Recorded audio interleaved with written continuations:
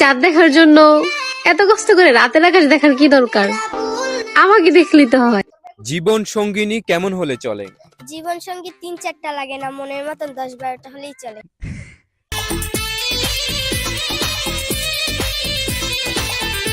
আয় হায়, কক্সবাজারে গেলে নাকি এই মেয়েকে পাওয়া যায়। বিশ্বাস করেন ভাই, অনলাইনে ঢুকলে শুধু এই মেয়েটারই আমি দেখতে পাইতেছি। এখন এই মেয়েটা শুধু কক্সবাজার কাঁপাইতেছে। শান্তি রহমানের দিন শেষ, এখন এই মেয়েটার কক্সবাজার কাঁপানো শুরু। আপনাদের ডিজে অনেক ভাই তো মারা গেছে। তাহলে আমি কে? সেইটা আমরা কেমনে জানবো? তুই তো পাবলিক টয়লেট থেকেও তো উঠে আসতে পারস। তাদের আব্বা। আপনাদের এই মিথ্যা গুজবের জন্য আমার মা আমার দ্বারে ফোন দিয়া কান্না করছে। আমি সন্তান হইয়া আমার মার চোখের পানি দেখছি, তার হিসাব আপনাদের দিতে হবে।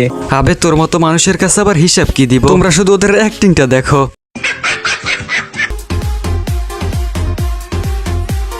হাই হাই, এইটা আবার কেমন মেকআপ? যেহেতু আমাদের বাংলাদেশ ডিজিটাল বাংলাদেশ, সেহেতু এরকম একটা হবে, সেটাই স্বাভাবিক। তবে আমার একটা প্রশ্ন, এটার ব্যাটারিটা কই লাগাইছে?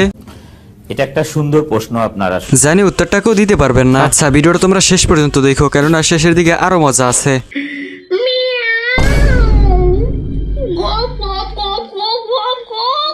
হাই হাই, দেখা তো মনে হইতেছে যেন 1 মাস আগে থেকে না খায়া রইছে, যে সকল খাবার বিয়ের দিন খাবো। ঠিক আছে ঠিক আছে। কেটে লাইছে রে, একটু গানে কাটছে যে বাপ নিতা সস্ত্রী ভাই। কাটটা দেওয়ার বেত না, তুই কি বুঝবি? যার কাটে হেই বুঝে। আসলে কাটটা ফেলার ব্যথা আমরা কি বুঝো? ঠিকই তো কথা, কাইটা যাওয়ার ব্যথা তোমরা কেমনে বুঝবা? যদি মুসলমানি করতা তাহলে বুঝতা কাইটা যাওয়ার ব্যথা যে কত কষ্ট।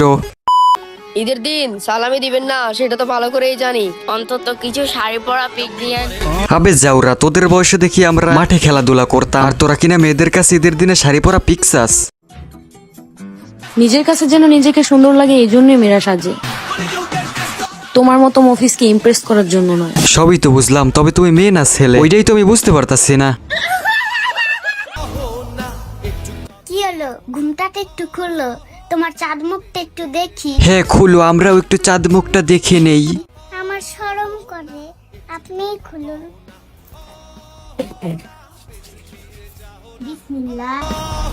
হায় রে কপাল, ওদের দেখা মনে হইতেছে কি করলাম আমরা জীবনে। না, এরকমের জীবন না রাখাই ভালো।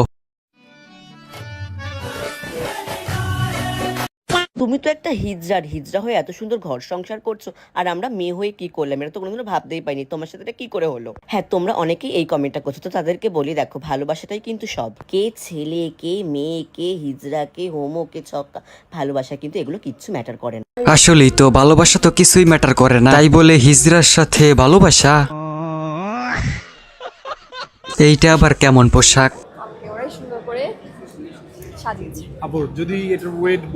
আরে বেটা, ওয়েটের কথা বাদ দে, পিছনের দিকটা দেখে তো মনে হইতেছে যেন পুরাই খোলা। এটা অনেক ভারী, বাট আমি যেহেতু ওয়েটটা মাপিনি, আই কান্ট অ্যাকচুয়ালি, আমি বলতে পারবো না। আর যে কত ধরনের ডিজাইনের পোশাকে দেখতে হবে, সেইটাই আমি বুঝতে পারতেছি না।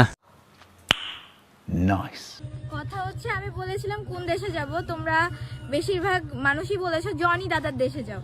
তো যাই হোক, উনি তো একজন শিল্পী। সে যে শিল্পী, ওইটা তুমি কেমনে জানো?